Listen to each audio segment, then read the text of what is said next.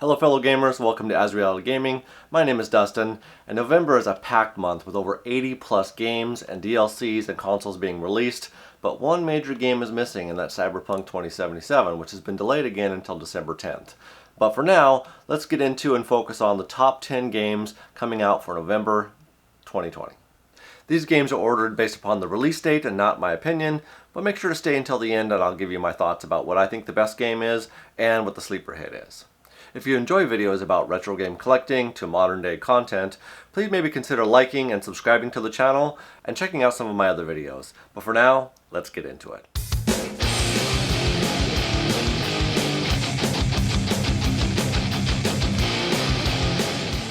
First up, we have Assassin's Creed Valhalla by Ubisoft, releasing on November 10th for the PC, Xbox, Xbox Series X, PS4, PS5, and Stadia, so all the platforms. The Assassin's Creed franchise has changed so much over the years. Originally more of a stealth and sneak around type of a game, is now more of a combat action role-playing game that is starting to look a lot like Witcher 3. With a new combat system, a new take on the Animus, advanced character customization, and base building. The game is set in ancient times, 873 AD, and you play as Ivor, the leader of the Viking horde, bent on expanding and settling the kingdoms of the south.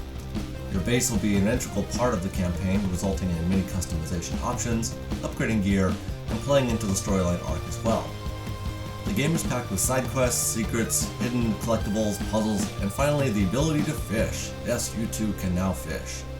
As with previous editions of Assassin's Creed, you can be sure there are hours and upon hours worth of content to play. Initial rumors suggest upwards of 80 hours if you're trying to complete everything in the game, so I guess one could just take off and dust off all those COVID PTOs times you've been saving up, and instead just focus on beating this game.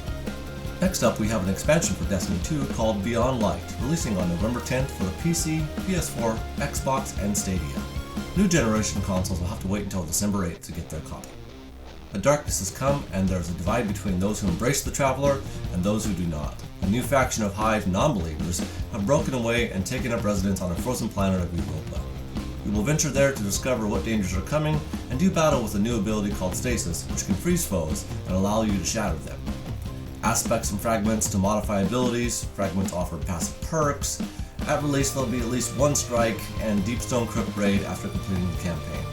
Destiny Content Vault that archives a lot of the current content, i.e. removed from the game to potentially be brought back at a later date.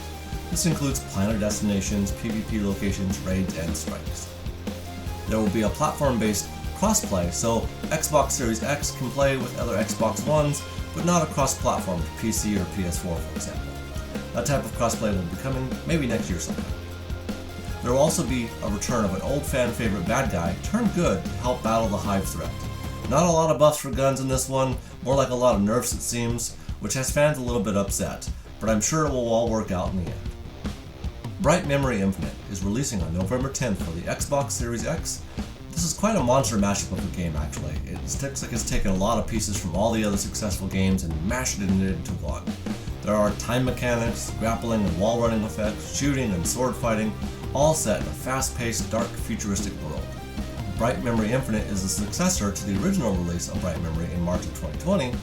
The original was not finished product and had many glaring issues, but Bright Memory Infinite, many of those issues hope to be resolved and a polished game will be released soon. We shall see.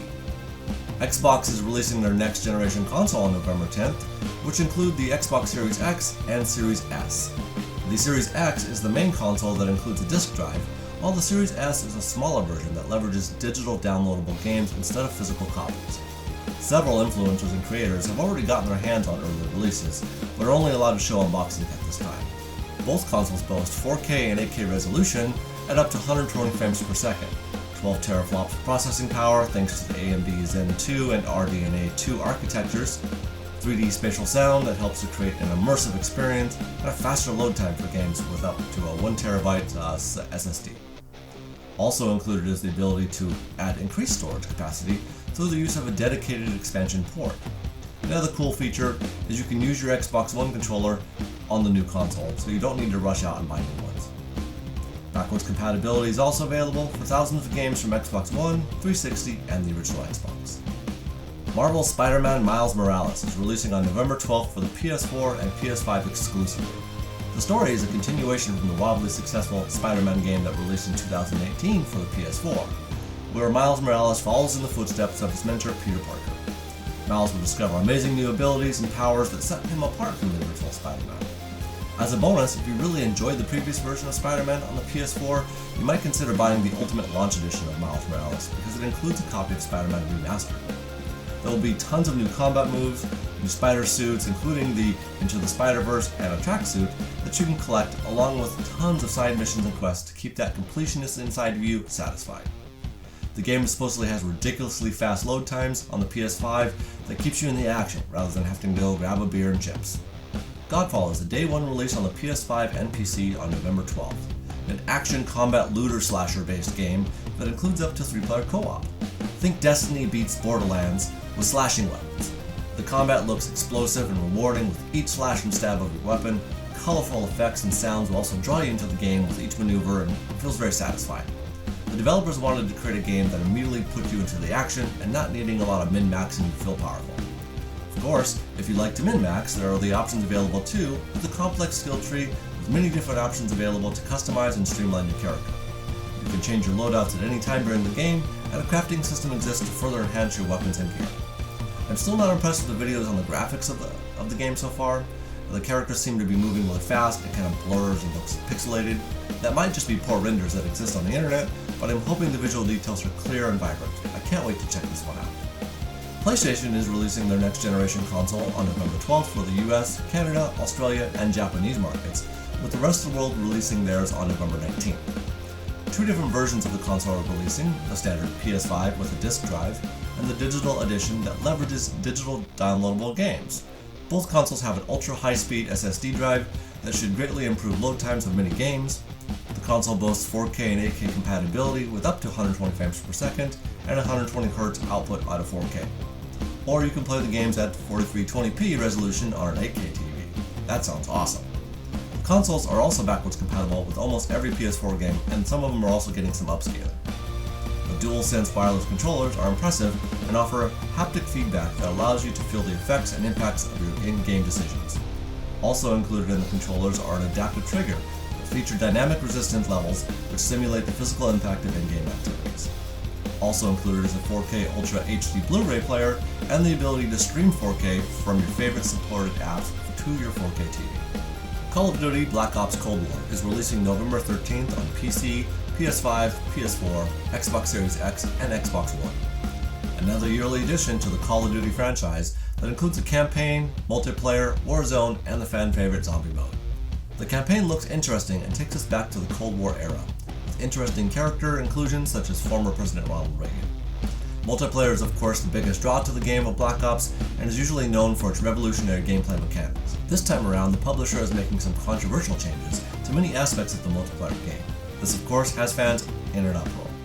New game modes such as VIP, which honestly look to reward campers to guard any exits the escort might need to take.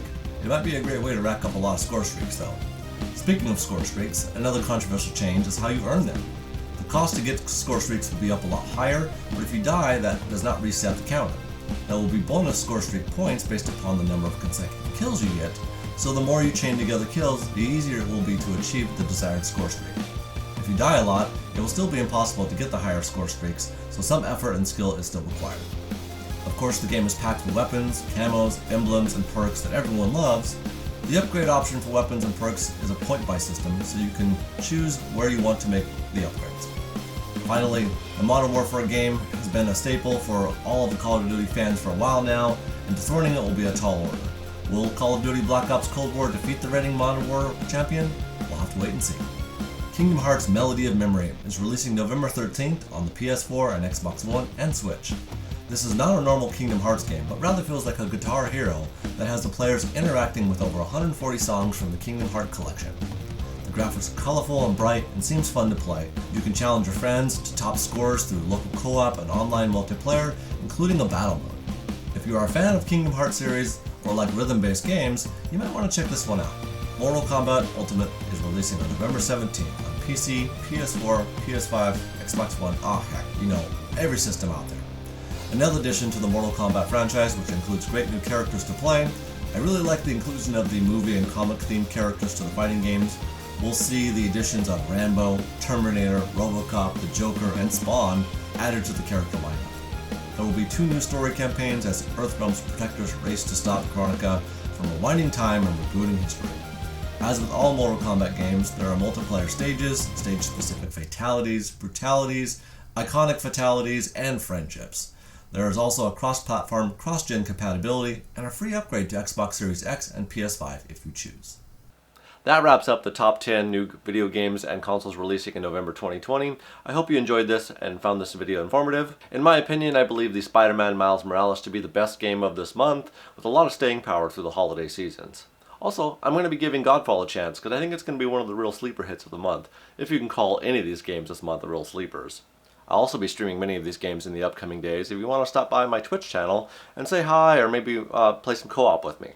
And until then, we'll see you guys next time.